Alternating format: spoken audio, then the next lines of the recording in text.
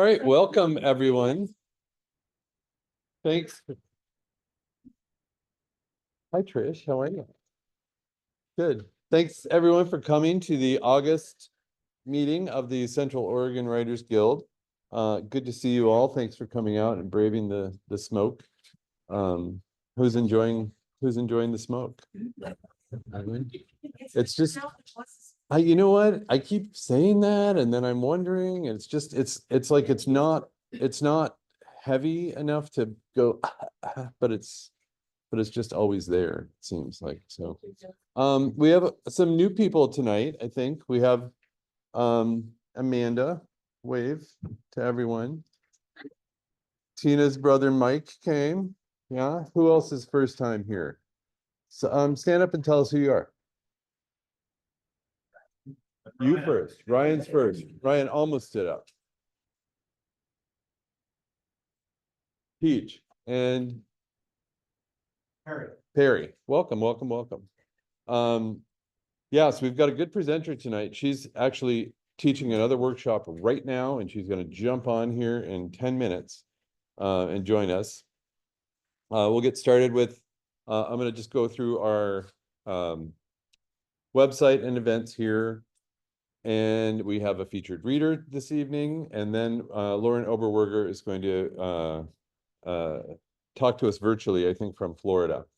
And she did a workshop for us during the pandemic, I think, virtual workshop. And I've said this numerous times, but I took pages and pages and pages of notes. So she's got a handout that we have on the back table there. We'll hand those out as we go. And if you're at home and you go to the website, which hopefully you're looking at right now, you'll see this little link below her name, and you can click on that link and then you can get her handouts there. So speaking of the website, we have all of our events listed, our Central Oregon Writers Guild events listed on the left side. So there's Lorin for tonight. We had a switch. So Irene, my wife, was going to do September. And then November, we were going to do an MFA instructor, but they switched the MFA residency to September. So we switched the classes. So Chris Boucher, who's an instructor at Boston University, also an instructor through the MFA program, is going to come. He's going to probably be virtual on the meeting, but he'll be in person for the workshop. So he's doing a workshop, and his subject is, he'll talk about the creative spark at our meeting, and then the workshop subject is inspiration, perspiration, get writing and keep writing. And he's a great instructor. So we have limited slots on those, so sign up as soon as you can for those. Again, Central Oregon Writers Guild members, $10 for a 4-hour workshop or a 3-hour workshop. It's the best deal in the whole world. These are really good instructors. And if you're not a member, it's only $25, but you may as well just become a member and pay for $25 and then pay the $10 so you can get the next workshop, which will be Irene in November, for only $10. October, Kristen Dorsey, our dear friend and former board member of the Writers Guild, will be talking about writing for health and healthy writing habits. And there's my beautiful wife, who just got in the mail yesterday her box of books. She's going to be published. Her second book of poetry is going to be published, I think, officially September 15th or something, but we just got a stack of books yesterday. Yeah, through Airly Press. So that's super exciting. And Irene talks about how understanding poetry will help you with your prose, right? So if you're not a poet and don't ever want to be a poet, you don't give a crap about poetry, still come, because it's useful. You can learn a lot about imagery, voice, meter, tempo, all these wonderful poetic things, right? And she's a great teacher too. So she'll be doing a workshop on November 16th. And then we have our holiday potluck. Over on the right side are other events that we know of going on in town. So author readings. Again, my wife and a couple other people do this Raging Writer spoken word thing at Spork on the second Sunday. Great thing if you want to kind of get your voice out in the world and do some inspiration and such. Karina Castlebaum does her poetry play shops every second Wednesday. Those third Thursday spoken word nights. I was just talking to Tina about it. One in Redmond, one here at the Commons. Great place to go and just share your work or listen to other people work, right? We have a writing salon, Irene and I, Blank Pages Writing Salon, which is a virtual salon. You can just show up. We will offer a prompt. Our prompt this month is Dog Days. You can write to the prompt. You can just bring whatever you want to share. It's online. You can just listen in. You don't even have to share. So, but it's a great little group that we have there. And oh, here's something interesting. Local author Saturday at Roundabout Books with Mary Krakow. Mary, are you here? Mary? No? Yeah. And Ginger's not here tonight, but yeah, and Ginger's not here tonight, right? So two of our again, more author stuff. I'm gonna do kind of the final plug for the Forge here. We have Irene, myself, and Ellen Santacero do a 10-month writing program. It's a miniature MFA. It starts on September 7th. We have a few slots left in it. If you're interested, come talk to me or email me, or just go to theforge.com. Or it's actually not theforge.com, theforgewriting.com, and check it out. And you can communicate with us there if you're interested in doing that. Let's see, some library events. Carol Barrett, one of our members here and a great poet, is going to do a workshop on September 7th. There's Christopher. More stuff. I've talked a little bit about that stuff already in author readings and so on and so forth. Yeah. And another of our members, Cap Mattingly, who teaches up at COCC. Get your novel or memoir published. She does some classes on novel, memoir, short fiction, flash fiction, all kinds of stuff. Upcoming stuff, Willamette Writers Conference, that's over. I should have taken that off. PNWA is coming up in September. And then our event there, Oregon Poetry Association Annual Conference, October 4th and 5th in Newport, Oregon. And yeah, that's all. That's all the stuff. Oh, one other thing. Kickoff for the anthology, isn't that? Oh, that should be in there somewhere. Yeah, I don't know exactly when it is, but it'll be November, right?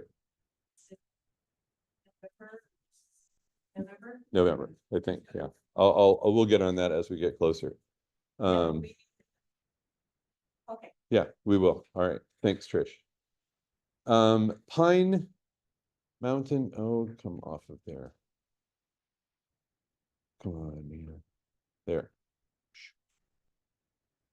Here. Pine Meadow Ranch Center for Arts and Agriculture does days of inspiration. So they invite people out. It's an artist retreat center up Sisters Way, right? Am I right? Who knows? God damn it. Sisters, yeah. Yeah, it is, right? Yeah. And so they have contacted me and they said they'd love to invite members of the Central Oregon Writers Guild to come up and do these days of inspiration. So you just go up there and you write for, they said 2 to 4 hours. So what we want to do is we want to find out how many people are interested, and then we'll make an arrangement with them and figure out what day to do it. So I put a sign-up sheet on the back, kind of a handwritten thing that says Pine Meadow Ranch. If you're interested, put your name and email address and phone number on there, and I will get in contact with them. But they want to do it in early September, so we're looking at it in a couple of weeks here. Okay.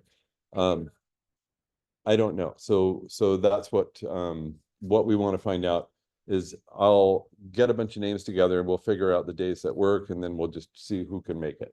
Does that sound good? It should be pretty cool. I'd like to go do that myself. And people online who are interested in that, email Central Oregon Writers Guild at gmail.com. Okay. And let me know and we'll get your name on the list. Okay. All right. So I'm going to stop sharing now. And am I on the? Yeah. We're on this one now. We're on the, yeah, okay, okay. So I don't need to have this here.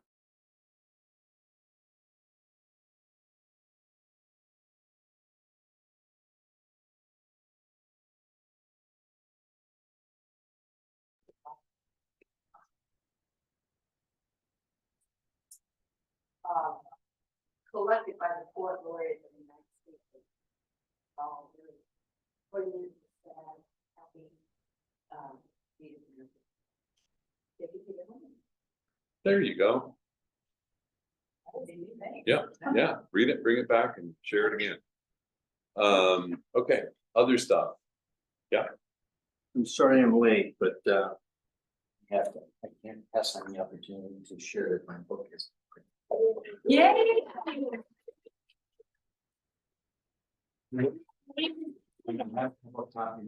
What's the title? Whose lane is it anyway? Yeah, I'm sorry, it's called Whose Lane Is It Anyway? How Cyclists and Owners Share Their Roads Safely. Congratulations.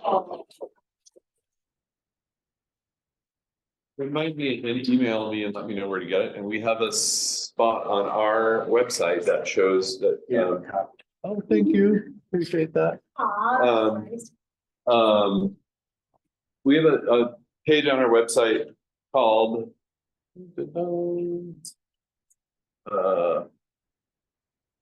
member highlights that lists I'll just do another screen share here. Or maybe I won't. So okay. Member highlights here. It's one of the tabs on the website. And it shows, so Josh Savage just had a book published. So he's got 2 of them listed there. Joe Fettig, I think, just emailed me that there's 100 more haiku, another book. So we have all listed books that were published by our members here on that side. And then we have websites and links for other people who do writery stuff here. So so that is available to people too. And if you have published anything and want to be in there, just email me and I'll put it in there for you. Okay. That's anybody else, anything at all? I have a piece of sad news. I don't know how many of you use Sally's book. She's a member of Central Oregon Writers Guild even before it was known as Central Oregon Writers Guild, when we were Redmond Writers. And she passed away this past weekend. Sorry.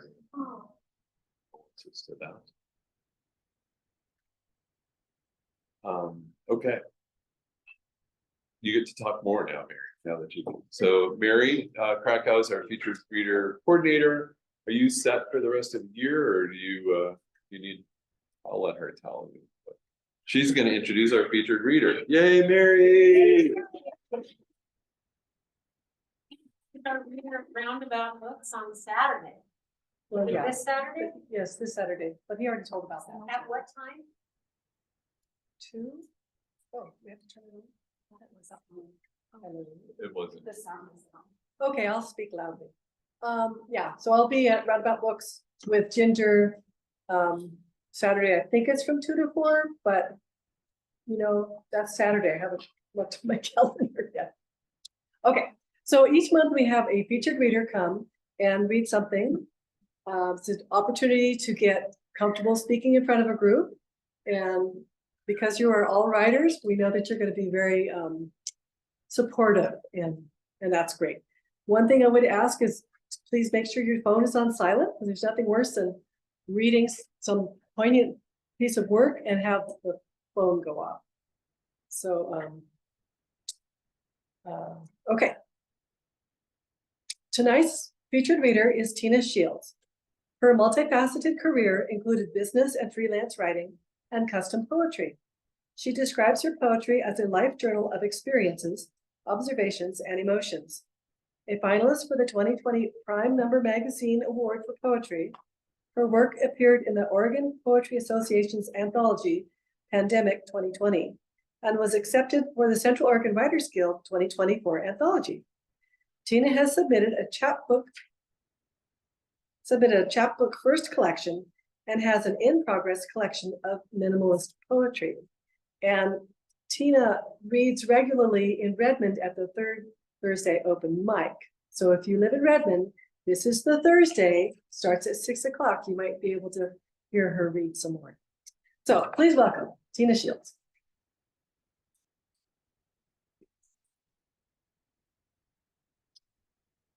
Assuming facts not in evidence, like the intro said, my poetry for me is like a journal. It's people, places, events in my life that I want to remember that were very moving or in some way matter a great deal to me. And I figure when the day comes that I don't remember, then I can read them and I can say, oh, what lovely people.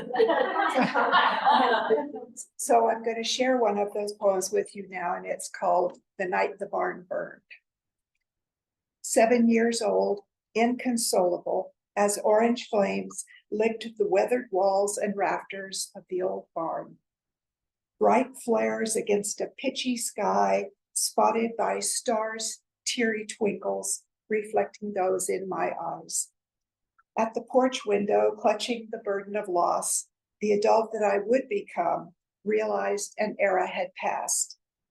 Trips with granddad to gather eggs, sour smell of straw decorated with white leghorn feathers. The old auntie hen past laying her tiny eggs wandered in the yard. We filled her nest with a glass doorknob, and she returned to roost. Chilly mornings and sticky twilights, his strong hands worked gently at Bessie's full bag, coaxing sharp, milky hisses into a galvanized bucket. Ignoring his warnings, I stood behind her, mesmerized by the flicking of that tail, longer than I was tall. Once perfectly timed, he snatched me to safety as she kicked back into the air I had exhaled. 7 years old when I learned that past meant gone for good. Granddad passed last winter, now summer was taking his barn. At the porch window, palms on the night-cooled glass, I wept for both losses and watched as a part of me became a memory.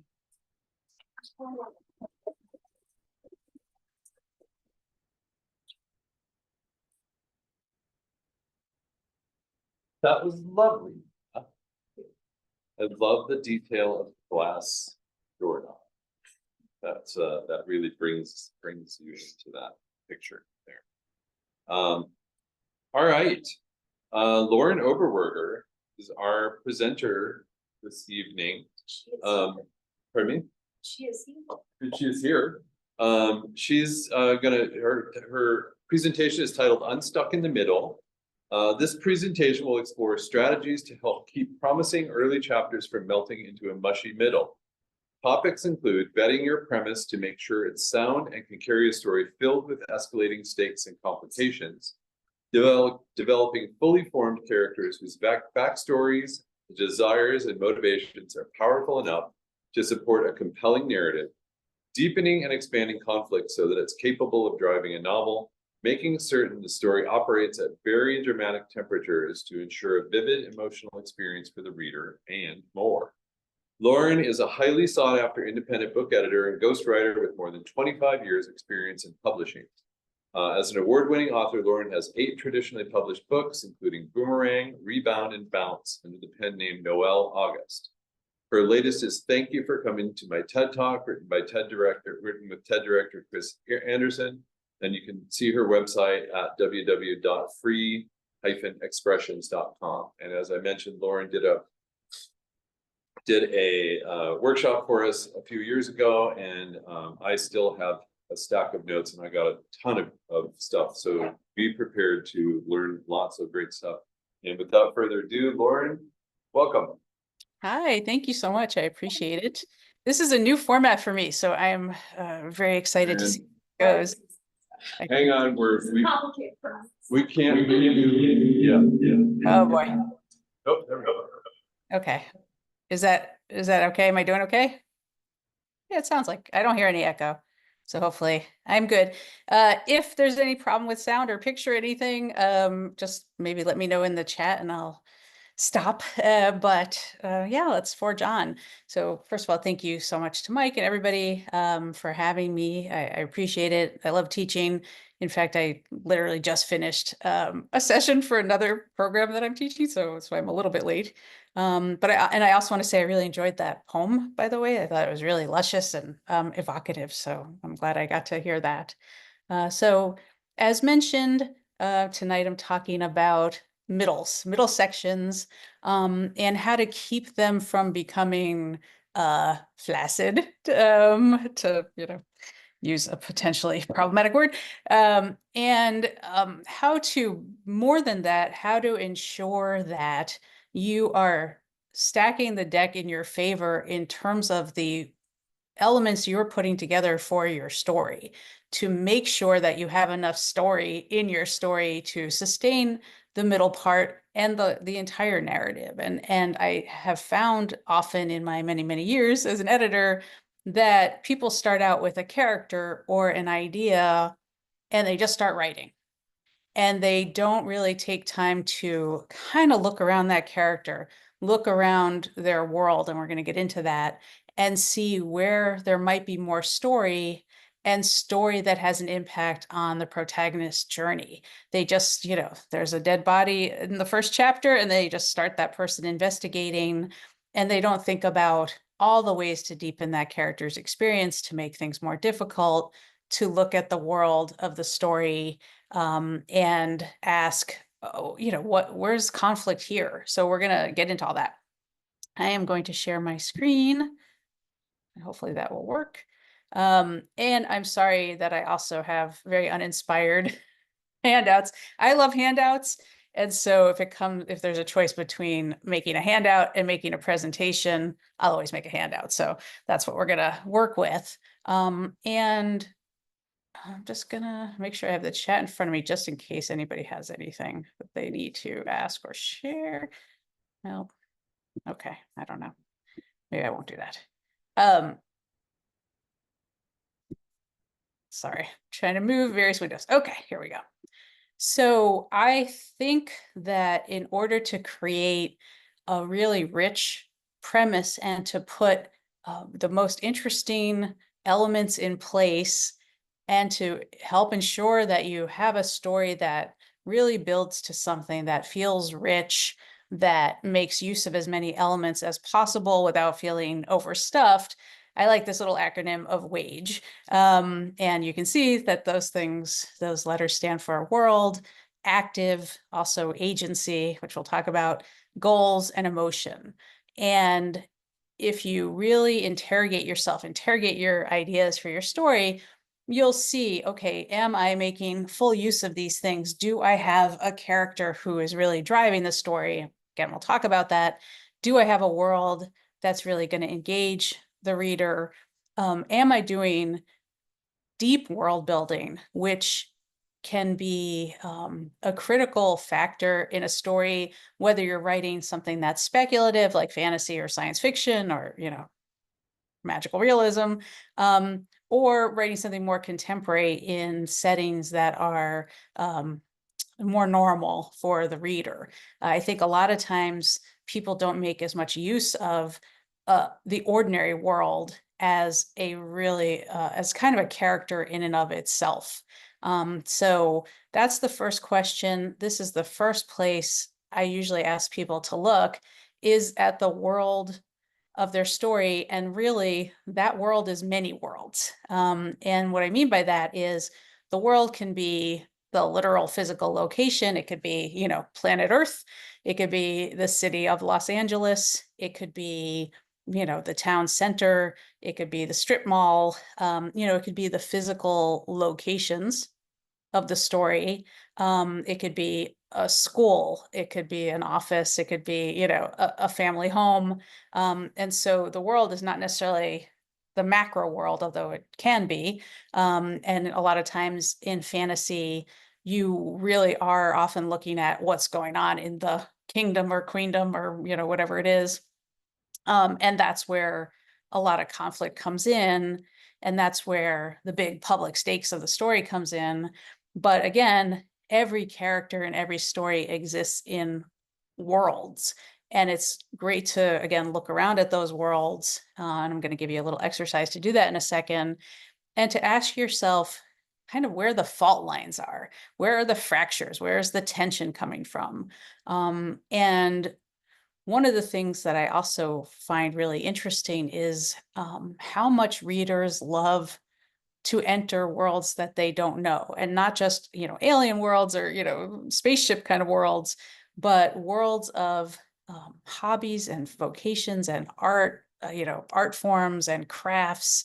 If you think about how many books, like if you think about cozy mysteries, so many of them take place in a very particular world, like the spice shop mysteries, the quilt shop mysteries, the gourmet chef mysteries, the florist mysteries, whatever it is, because readers like to be educated without feeling like they're being educated. They want to be entertained, but they also want to learn and participate in a world that they don't get to participate in. There was a really interesting article in the New York Times a while back, and it's been a while now, and it was about the kinds of articles from the New York Times that are most frequently forwarded.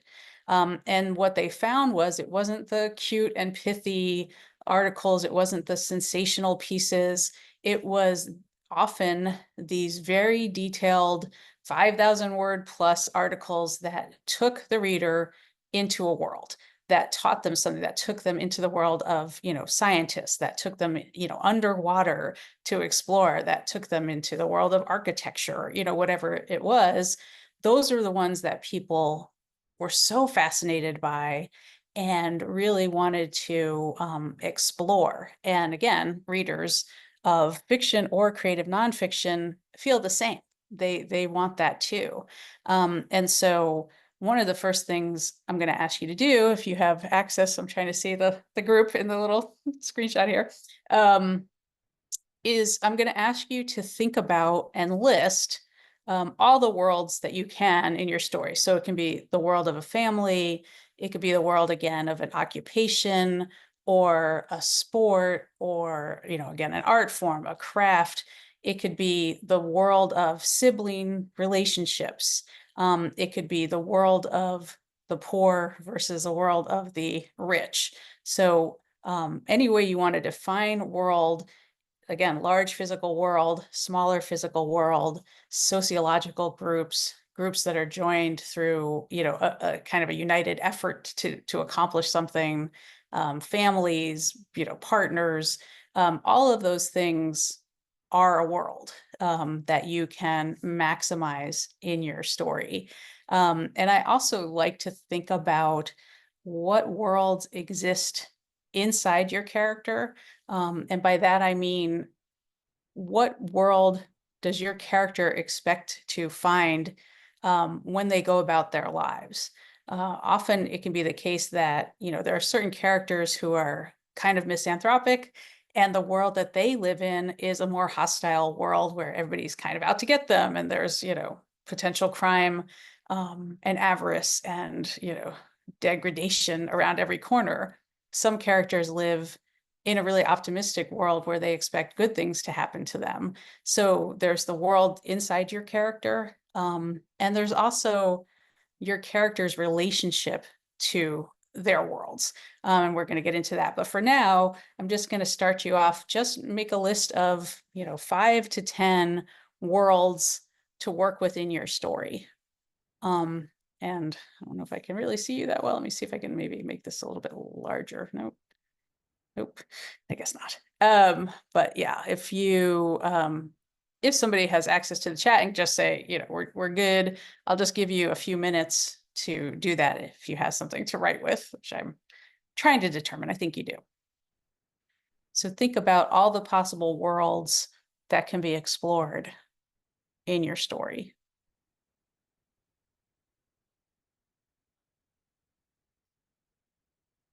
Thanks for moving the camera. I can see.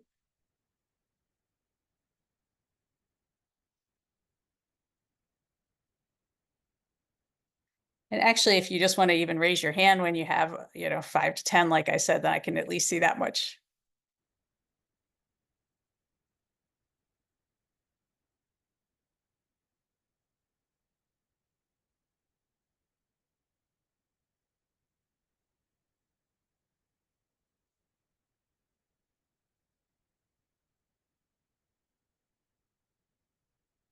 Thank you.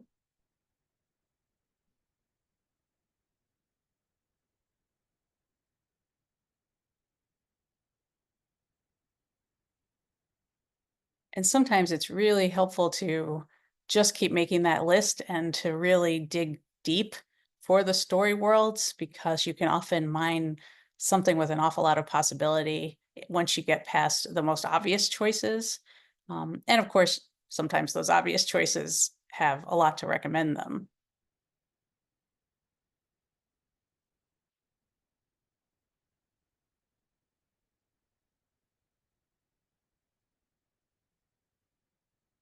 I see one hand was raised. I'll just give you another minute or so.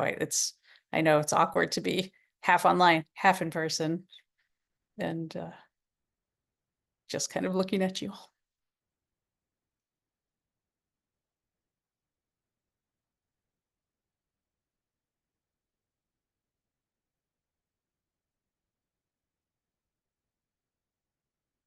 And I'm going to ask you to consider what's going on in the world of your story when we enter the story. Is there some kind of friction between certain parts of the world and other parts? Is there something going on with the literal physical environment? Is the world falling apart? Are there earthquakes? Are we, poised for an apocalypse? Are there tensions in, the drama club? Is somebody taking over a company and that's already creating stress for people? What is, really look into those worlds and ask yourself, is this world at a point of transformation, disruption, friction, tension, whatever it is there potential conflict in this world between people with different agendas, between, the actual physical aspects of the world and people living in that world? Something going on. And if it isn't now, can there be? This is obviously a brainstorming exercise. So keep writing if you want to and taking notes. Are there larger public stakes that can be explored that make the story have more meaning for both the reader and your protagonist or protagonists? Is there something critical happening, something that threatens to fall apart, or something that, if it comes together, is going to make life difficult for your character or the people around them?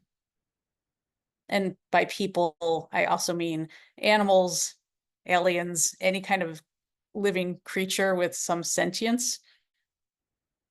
I really, just recognizing that not everybody's writing about actual people, actual humans.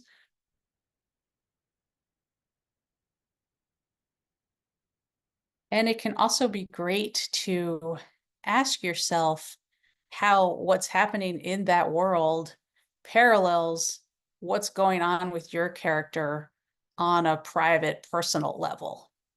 If your character lives in an old crumbling cottage that is, 1 second away from being condemned, and they themselves feel like an absolute mess, do they relate to that environment in some way? Do they recognize that this world is symbolic of their inner world?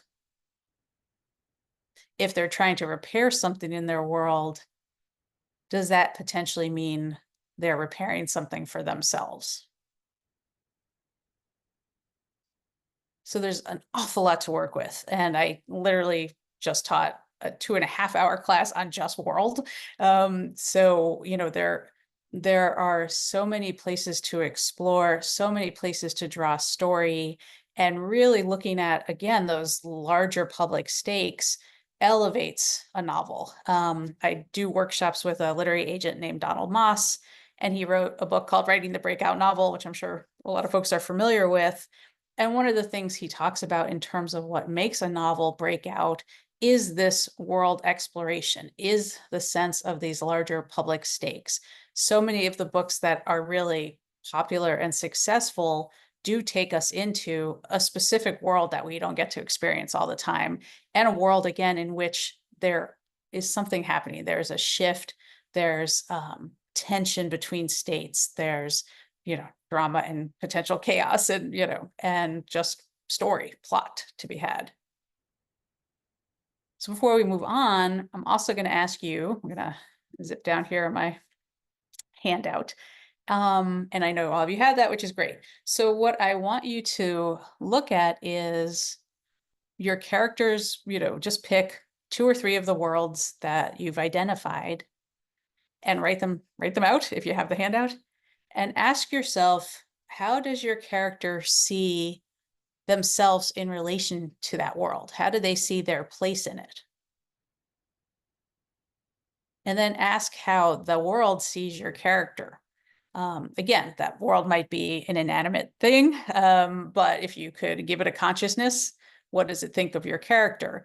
If it is the world of, other relationships, a world of a family, a world of a job, or a school, or students, or again, ice skaters, whatever that world is, how is your character viewed?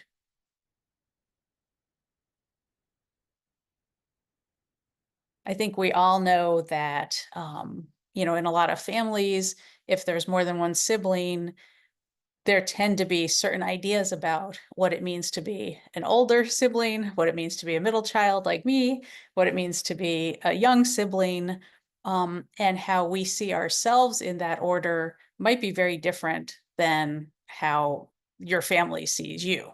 And I'm sure, folks have had that experience. I certainly have, where my impression of a situation, or where I fit into the family, is very different than, say, my siblings' impression of me within that role. So just take a little bit of time to explore your character's relationship with the various story worlds and the world's view of your character.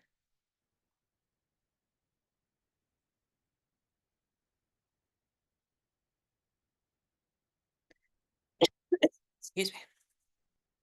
And if anybody has any questions, I'm not sure exactly what the mechanism is, but feel free to interject with questions in whatever way you're going to do that. Obviously, if you're online, I'll be able to see them in the chat, at least, I guess, the panelists.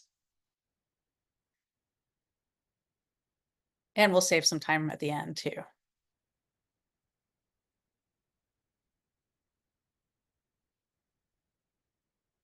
So hopefully, while you're exploring these ideas, you're starting to think about how they lend themselves to story. Conflict obviously generates story. The difference between how a character sees themselves and how the other characters see them, how the world sees them, there's story there. And their emotional journey particularly can be informed by their changing perception of their place in that world.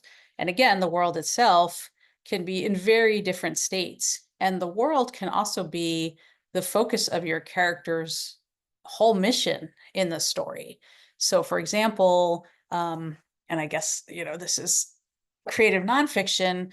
If you think about a book like Under the Tuscan Sun, which I read a very long time ago, that person is, their goal, their pursuit is to restore this, literally crumbling Italian villa, as a way to give themselves a home and security, and to claim their value in the world, whether they're very conscious of that or not. The creation and the stabilizing of a home speaks to that person's emotional needs. And we'll get to goals and talk about it a little bit more, but often a character's main pursuit in a story will be to right something that's wrong in their worlds. And one world in particular that draws their greatest focus. So again, there's so much to be done. And I think that often we just kind of take the first world that comes along in our consciousness. So often, excuse me, we're setting something in a school, and that school looks like every other school, and the things that are happening in that school are exactly what we would expect. And what can be great is to look for the unexpected, to look for ways to make that world a character, and to give it make it a stronger force in the story, make it an element of opposition to your character. And, again, make sure that it's not just standard fare. I think also one of the things that is really worth looking at, and when you're trying to choose a story world, is what's interesting here. What would, readers of the New York Times want to forward this book, about? What is going to really grab the reader and offer something unexpected? And again, that could be in relationships, that could be in an occupation, that could be in a literal physical location. So I'm going to keep us moving along here, because it's a short period of time to cover everything. But one of the other things, and again, questions are welcome if you have them while we're, proceeding here. And again, if not, we'll leave time at the end. But another thing to consider is the idea of how active is your protagonist in the story. And I keep thinking I want to change this so that instead of active, it says agency, because I think it's really important that your character demonstrates the will, and the ability to accomplish something, so that, they're not just dragged along. A lot of times what is problematic and what makes stories feel like they deflate in the middle is that your character isn't actually driving the narrative bus. They're not, I've used any number of analogies. The one I use a lot is, a protagonist as an arrow shot out of a bow toward some bullseye that they're hoping to reach. And what happens very often is we conceptualize characters who are victims of things, circumstances, who are just kind of inert until something comes along to move them along. So they're kind of the caboose of the train rather than the engine or the conductor. And it's really important and helpful to make sure that your character's desires, that their goal, which is a physical and finite thing. Characters also have emotional goals, and we'll talk about those. But in terms of what creates action and agency, it's this thing that we know we can experience along with them, that they can reach a destination, and that they do it because they believe in themselves enough to engage in forward moving, a drive towards something. So if you think of it as pursuing a goal or enacting an agenda or carrying out a mission, whatever language you like to use, one of the, the ways to really create a strong narrative is to make sure that your character has agency, that they are active, that there are things standing in their way, of course, and that they have enough will to keep trying to overcome those obstacles. And like I said, I think that sometimes we think that's what we're putting on the page because we have characters who respond to things that happen to them in an active way. But the real trick there is that things happen because of them, not just to them. And so I'll often ask, okay, if you just took this character out of the story completely, could this story still unfold? What, dominoes are toppled specifically because of your character? And how is there a cause and effect that continues through the whole story based on what they're pursuing? and why it's important to them. And I see that's, probably one of my number one concerns when I'm editing is that characters are just moved along by other people's desires. And that creates what I'm sure you've heard the term is an episodic narrative, which means that basically there's conflict, there's tension, and there's, obstacles, but it's just happening in discrete units. So, it's kind of like, okay, your character is on their way to work and they get on the bus and somebody gets on the bus and tries to hijack it and they fight off the hijacker, and they get off the bus and they see a piano dangling out of a skyscraper outside of a window. I don't know why that would happen. And they have to, help solve that problem. And they keep going about their day and something else happens to them.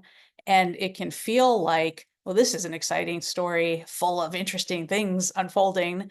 But again, it's not unfolding because of the character. It's not unfolding because they have something that they're trying to accomplish and they're making things happen and they're the force of change in the story.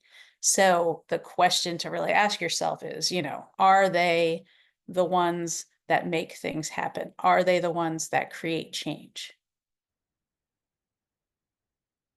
Is what they're engaged in important to them? I mean, it's helpful if it's important to us. And when it's something like saving the world, as a very, obvious example, okay, everybody can get on board with, we should all be invested in whether the world gets saved. But what's really important too is that we understand what it means to them, and we understand that they're willing to, again, sacrifice. We're going to talk about that in sort of the emotional section, that they are willing to keep overcoming because the thing they want is really important. So, that brings us right into goals. And the question is, do they desire something that we can understand that is literal and concrete and that we can get behind? Whether it's something that we ourselves would want is a totally different story. It doesn't have to be, but we have to buy into what the character wants and why. And what I'll say too is that often we conceptualize stories where we're very in touch with the character's emotional goal. We know what they want on the inside, but we're less certain of what they want, again, observably, externally, that they can actually move toward in a way that the reader can experience. So a lot of times I'll say to a client or a student, well, what does your character want? And they'll say security or love, or they want to feel valued, or they want validation of their pain, whatever it is. And that is very important in a story. You do want that. You want your character to have an inner journey too. But what we need is some external manifestation of that internal goal.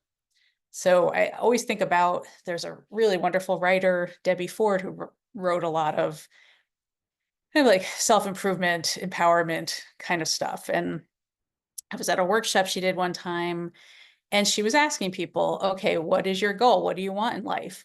And people would say, I want to get a book published, or I want to buy a house, or, I want to get married. And she would ask, what do you expect to feel when you get that thing? And I think it's the same thing with characters. They have this thing that they want. They have this destination that they're driving toward, or an object that they want to obtain, or, something that they need to accomplish. And they're doing that for practical reasons. Again, that could save the world, that could save, other people, that can make their lives better. But they're also doing it for potential emotional gratification as well. So they want a thing and they have an expectation of how they're going to feel when they get that thing. And often, as in life, and the point that Debbie Ford made in that class was, we have to figure out how to have the emotion without the thing, because what happens is we drive toward the thing, we think it's going to give us this emotional payoff, and it actually doesn't, because we haven't done whatever internal work we have to do to actually feel that thing. And what happens in life is we keep moving that goalpost. And I see that all the time with writers that, you know, they just want to get a literary agent. And then when they get a literary agent, they just want a book deal. And then when they get a book deal, they want it to sell into other countries, or, you know, be optioned for film, or, you know, they want the most beautiful book cover. And if they don't get that cover, clearly they don't have value to that publisher. And so that is because they're chasing a feeling, and they keep hanging that feeling on a thing. And characters do that same thing.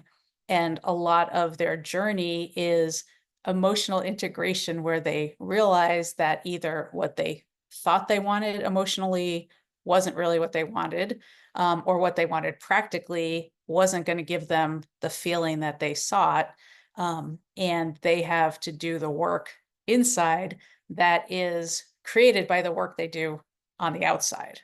So the goal is something that helps the reader have an investment and have interest and lean into the story and be engaged and anticipate something. That's why we turn pages, but we also turn those pages for the meaning that that emotional goal, the meaning that that pursuit is supposed to bring to the characters. So again, questions are welcome. Excuse me. And then the E has to do with emotion, which, you know, we've obviously talked about. But well, let me just go back to goal for 1 second, because I want to say one other thing about goals. Often it's really helpful to have your character start out a story with a goal, to come into the story wanting something, so that the reader is signaled that they have that agency to pursue something. And then obviously the inciting incident will occur, and that goal might become something else. That goal might be overwritten by some other more important thing. But it's very helpful to let us know right away that your character can take us on this journey. So it's helpful to give us a little tease, a hint that they have the capacity to do that. Even if, okay, they thought they wanted to open a cheese shop, but, you know, their brother is murdered, and finding out who the murderer is much more important than the cheese shop. Or they're still trying to open the cheese shop because that is important, but while they're doing that, they're also trying to solve the murder. And so goals can give way to other goals. There can be an escalation, and that's helpful too. That helps us keep from, you know, again, that saggy middle, that feeling of everything just operating at one temperature. It can happen a lot with procedural kinds of stories, like mysteries, where characters just going from place to place, investigating, talking to this person, talking to that person, talking to their, you know, their buddy about what they've discovered, and things not necessarily intensifying for them, the goal not becoming richer. So you also want that, if you can, you want the goals to keep doing a lot of hand gestures and keep escalating. And again, bring us back to emotion. All of that helps us stay in touch with what's at stake for the character, why it's meaningful to them, why, if they don't accomplish what they want to accomplish, they will experience a death of some kind. Doesn't have to be a literal death, although it can be. Like, it could be a real, like, life and death situation. The stakes could be their very existence. That's very high level. But it can also be the potential death of a relationship, of their status, of their value in a community. It could be death of their vocation, of their, you know, the sense of themselves as an artist, whatever it is. Emotionally, they have to feel that the potential loss that they might suffer will undo them as people. And we have to believe that and care about that along with the character. And it's helpful if we buy into, again, what they want and for the emotional reasons they want it. So, you know, if a person just wants to, you know, have the prettiest lawn on the block, and they just want to do it because they hate all their neighbors, we're not going to be as invested as if they want that because this is the first home they've ever owned. They want to prove to themselves that they are worthy of of stability, of a home. They want to create something beautiful, you know, whatever it is. It can be a goal that is not necessarily the most dramatic thing ever, but if we enter into their emotional state and we really understand what drives them, we're going to care more. And then there's also all of the emotional elements of a story that we plug into normally because we're people. So is a character going to find love? Are they going to recover from some great loss? Do they want to stand up for, you know, the little guy? Do they, you know, there are sometimes built-in emotional components that we're going to be on board, you know, we're going to be on board with immediately. Do they want to save a, you know, a house full of kittens? You know, anything that kind of speaks to caretaking, to triumphing over injustice, to becoming a better person, to falling in love. Those are things that, for the most part, we can all agree on their emotional value. So it's also helpful to ask yourself, you know, what am I putting on the page that is going to create this emotional investment for the character and for the reader?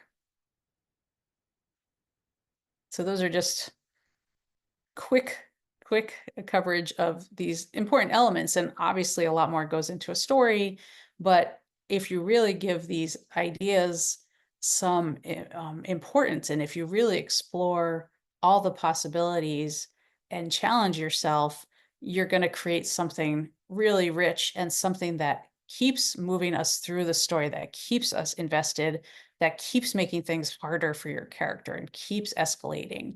And that's really what helps us feel like you know, I started this and then I finished it at 4 a.m. and I, you know, turned every page in an exhilarated, anticipatory state, rather than, wow, all these scenes kind of feel the same. I'm kind of losing interest. So as always, I provide many more handouts than we will ever use, especially in 45 minutes or so. So I'm not going to go to deepening goals, but this is really, it's a really helpful template to look at, to ask yourself these questions and to build on, to make sure that you're continuing to build complications to make the goals shift, to make them more intense, to make them more life and death as you go.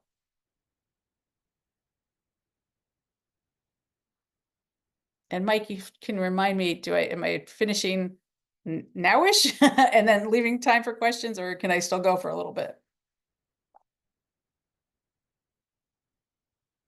I'll just wait Can for you hear that. me? Yes, yeah. Okay, if you want to go for like 15 more minutes, we can do questions after that. Okay, cool. Perfect. Thank you. Awesome. So here are, you know, some more techniques for bringing out and amplifying the middle of your story. One of them is to really look at what I would call plot layers and plot lines. Plot layers speak to the plots that your main character is involved in, or main characters if you have multiple protagonists. And plot lines would be like subplots that mostly involve other characters. And of course, in a perfect narrative, those things come together, and what's happening in subplots will help your character solve their major problem. But it's great to look around at the characters in your story and ask, who has something interesting going on, and what impact does that have on my main character, and how can I develop that through the course of the story? Excuse me, I've done a lot of talking today. One little second here. So, and it can also be helpful to ask yourself, what's going on with my main character? You know, they have this pursuit. Are they also trying to start a relationship? Is something going on with a loved one? Are they struggling with one of the story worlds while trying to help solve a problem in another story world?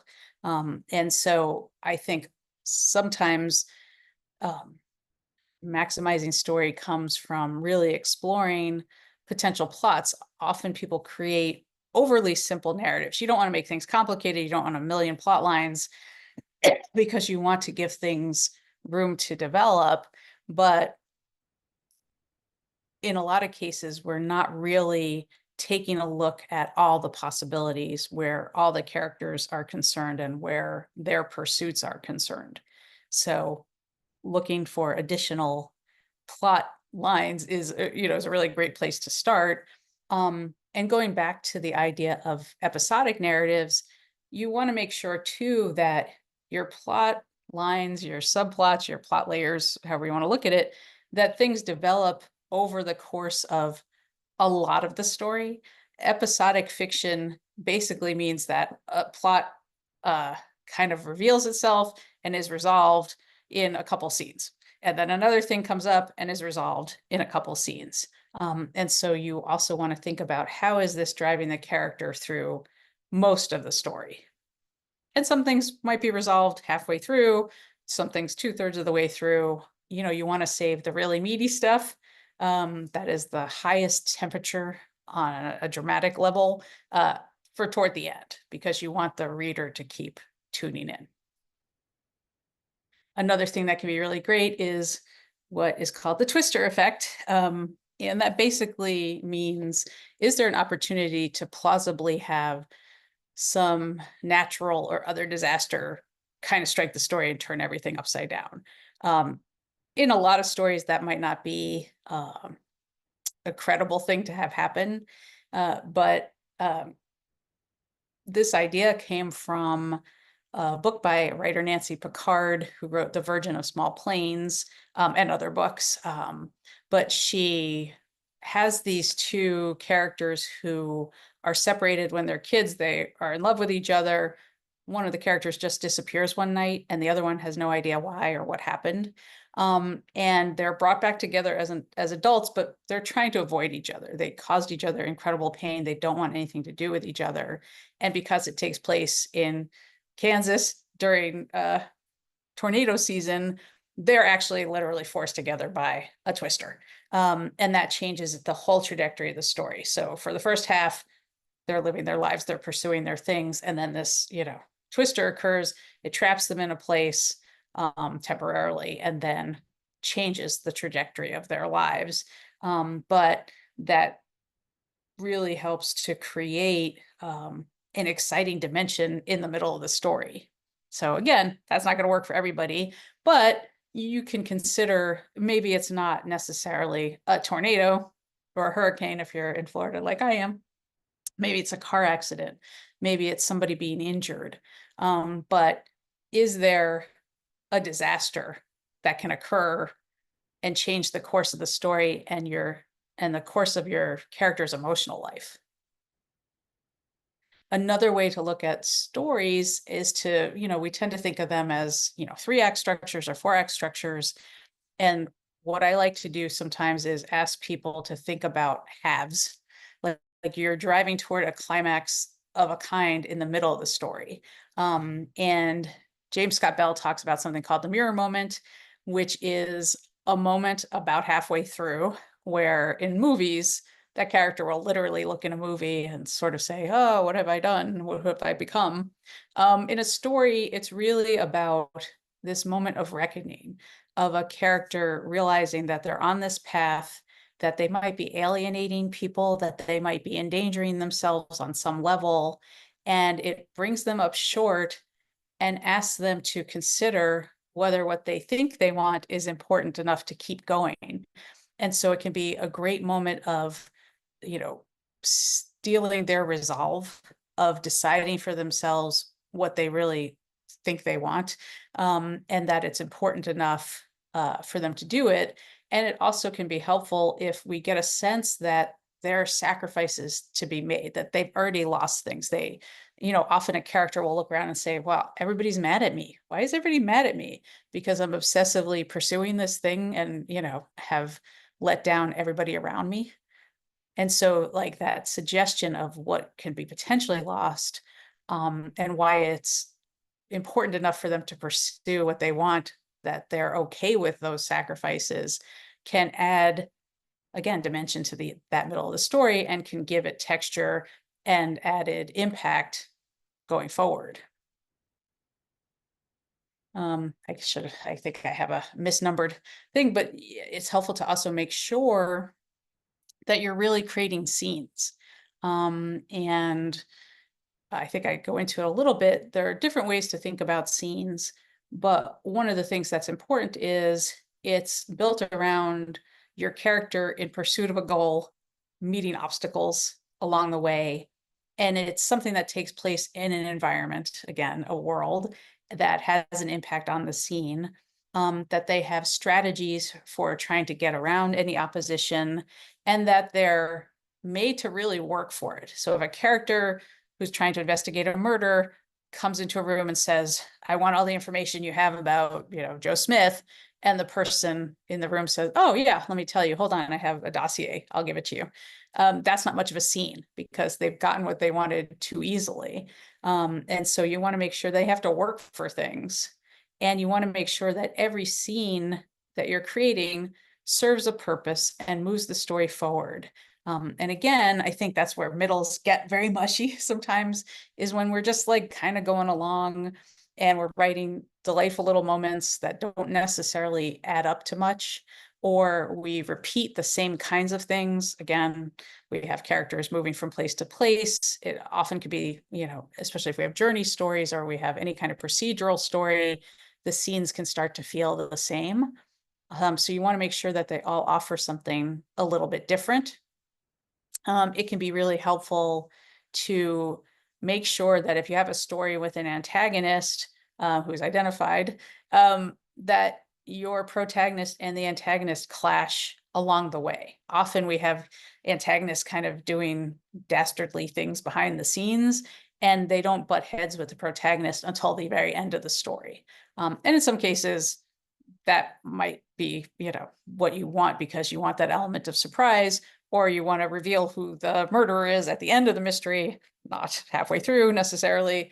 But if you can find ways for that antagonist to be an important ongoing force in the story, that'll give the story more volume and more, literal content and greater substance. So another way you can engage the reader, keep them tuned in for the middle of the story and then all the way through, is also to think about revealing little emotional mysteries. So oftentimes we'll have a character who has something interesting in their backstory and it's hinted at, and we don't really know what it is, but we get a little bit more of the puzzle as we go. There'll be a scene where something else is revealed, doesn't quite tell us everything, but we know we're moving toward that revelation too. And we keep turning pages because we want that emotional completion as well as the practical completion of the mission.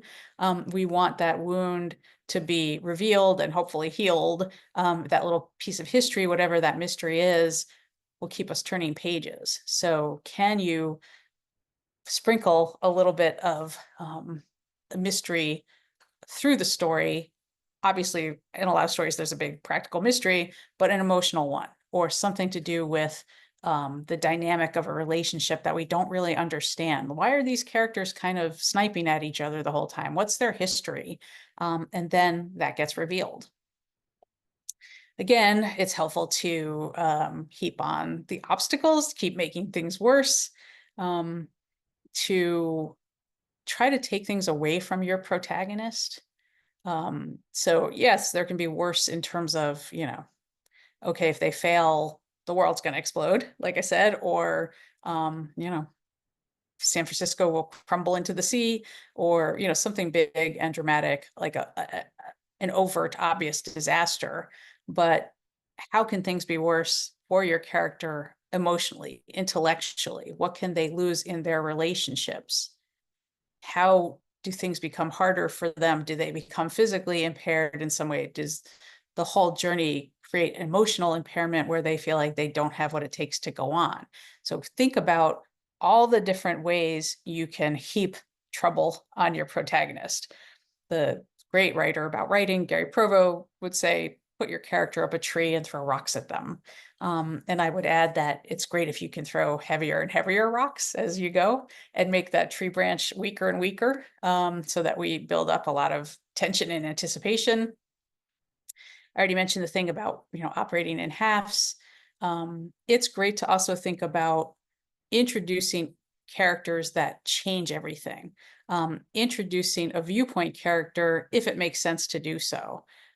Looking at what I like to call contagonists, which I love as characters, and I don't think we think about them as much as we could. And for me, a contagonist is a character who is in opposition to your protagonist, but for loving reasons, because they want the best for your protagonist, because they're trying to protect your protagonist. So they don't oppose them out of a negative agenda. They think they are helpful. They think they're protecting somebody. You see it a lot in middle grade fiction, for example, where one of the story's protagonists would be the parent of the protagonist that doesn't want them to go, try to solve a mystery at age 12, or who, doesn't want them to exhaust themselves engaging in some competition. Sometimes it'll be a best friend, it'll be, a coworker, it'll be, somebody who, again, is a force of opposition, does create conflict and tension, but does it because they care, not because they have an agenda that goes against what your character wants, except, again, to protect them. And then the other trick, which I will leave off with, that people really love to resist, and I understand fully why they do, is to think about what would happen if you moved the thing you plan for your story's climax to the middle of the story. And when I've done this in workshops before, I've asked people, okay, I want you to imagine, really work on this. If this thing that is your climax happens halfway through, what else can you do to make things even worse and more dramatic than what you originally planned? After that climactic middle moment that used to be your ending, what else could you do? Is there a possibility of more story? Often I see that when people have a series planned and they'll kind of like save it for another book, or they'll have 3 books planned that could really be 2 books if they, consolidated their story, and it would make their stories richer and more dramatic and help shore up those middles.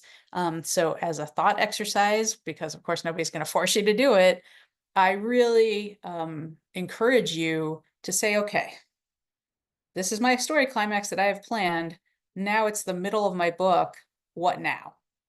And you might find, okay, that doesn't work at all, but you might find, there's something there that I can do. There's even more dramatic places to go here. Things can be more complicated and more can be at stake. Wow, I didn't realize that.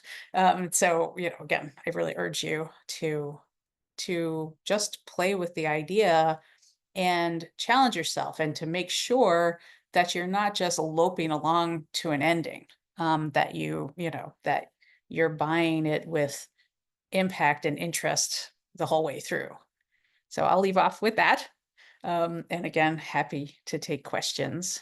And again, there's plenty more material for you to explore. And if you have any other questions or any questions, even after this, feel free to get in touch. I'm happy to be a resource. So I do welcome questions or comments, anything I can do to be of help.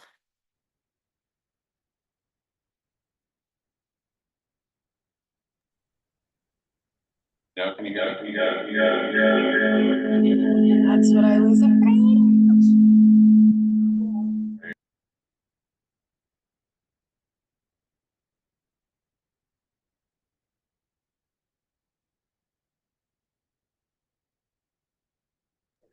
Hi, Lorin, can you hear me? Yes. Can you mute yourself and see if we can solve our echo problem? All right, you're muted. That doesn't, okay. Stay unmuted. And we'll just deal with the echo. Okay. So question. Could you explain once again the difference between a plot layer and a plot line? Plot layer and a plot line. Yes, so a plot layer is, I think I hope I have this right. A plot layer is a plot line that directly involves your protagonist at the center of it. And a plot line would be a plot that involves your secondary or other characters more fully. And again, that could be a subplot. You know, there's different language for it, but one is where your character is front and center, one is where other characters are front and center. Sorry for all the echo.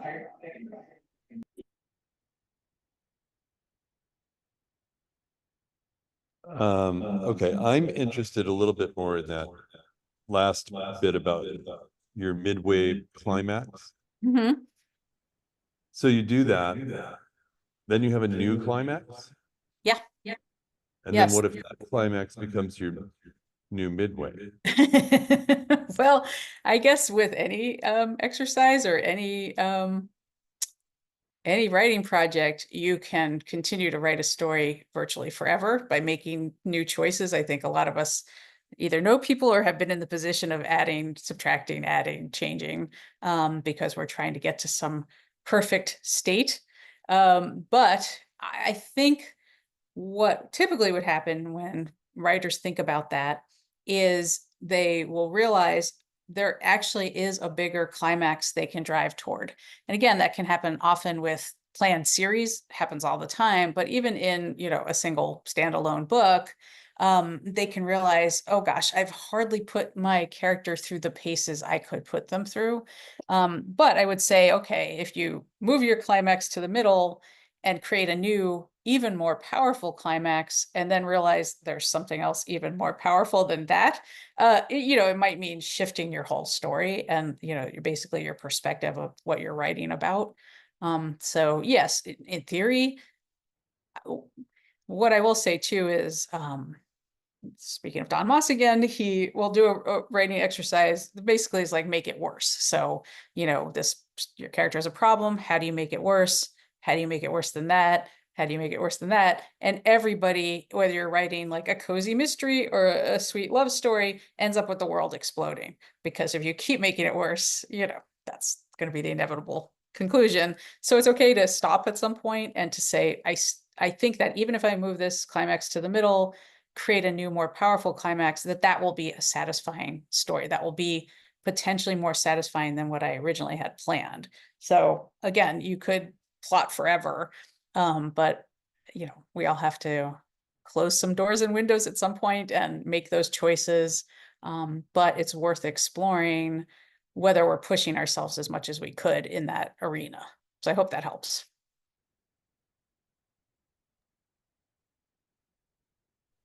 So I know you talked a little bit about this already, but I was wondering if you could elaborate on the differences when you're plotting a novel between a standalone book or a series. Yeah, it's a good question. I think one of the greatest ways to look at it is to go back to the question of world. So in a standalone novel, as in every book in a series, hopefully your character will reach a point of resolution in that story. But often in a series, there'll be more that could happen in the world of the story. So, you know, let's use a really reductive idea, you know, somebody's trying to save a prince or princess from a tower, and they get there and they do they do what they need to do and they accomplish that goal, but we still know that there's a dastardly villain doing terrible things, and those things might bleed over into other stories. So what I would say is every story in a series should still hopefully stand alone. What I would also say is readers have much more patience with a cliffhanger in the second book if they know a third one's coming. But they don't tend to love them that much. And what is important is giving the reader a sense of resolution for every story, so that they don't feel like, okay, this just left me hanging in every single arena. And what I would further say is, in a series, it's okay to leave readers hanging in some arenas, just not in the main plot points. So again, in the world, we can know, okay, there's some shady stuff happening in this world, and my protagonist has not solved all the problems of this world. So there are other fights to be fought in book 2, 3, 7, and 8, and so on. But you do want them to feel discreetly satisfying. And in a standalone book, you want the problems of the worlds to be solved as much as possible. Again, not everything has to be tied up in in a perfect little bow, but you don't want to leave a feeling necessarily of other pending problems. So I think that's one of the differences, is that, in a series, you do want to leave that feeling, but you want to make sure that you've at least solved the story problem in each, whatever that is in each book too. So I hope that's helpful.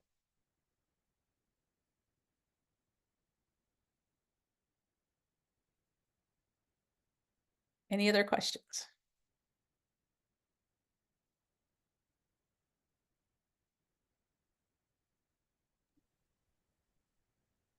So when you're writing nonfiction and you find that there is probably more story than you took into account, but I think I might be struggling with how much liberty to take with deviating from what really happened in a nonfiction story to finding ways to enhance it without bastardizing the overall story. Right. About an Well- hour-long answer, I think, on that one. Yeah, that's tricky. What I would say is, you don't want to make up events. You don't want to add to literal events. I think where we don't really have trouble is if you are embellishing something to do with your feelings in that moment, or, if you're putting characters together in some kind of, conglomeration. If you say it was raining that day, but it was really sunny, those kinds of things. But once you start inventing literal, moments and events, you're moving into fiction. And in some cases, you can write a novel that is heavily based in, nonfiction in your real life, or in real life circumstances. It happens all the time. So if there's something you feel moved to embellish for dramatic reasons, it might be that you really want to write a novel.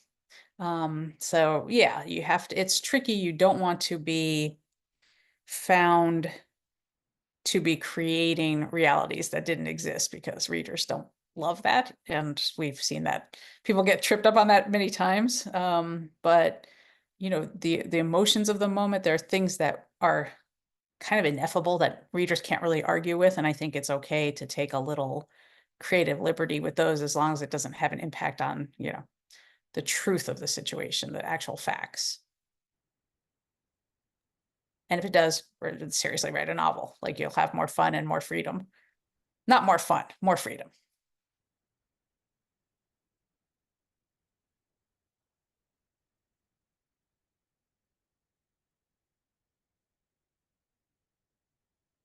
Apparently, we know everything about writing. Of course.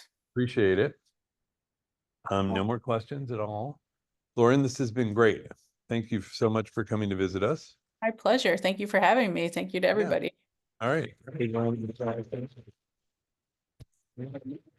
Thanks, everyone. All right. And thanks for those of you who were visit us from home today. We're gonna hang around here, and we're gonna eat some cookies and drink some coffee and have kind of fun. And I hope all is well in Florida, and thanks again. It's great to see you. Yeah, great to see you too. All right. Thank you. All right. Enjoy your Bye-bye. cookies. Bye. And Trish says that her books are really entertaining.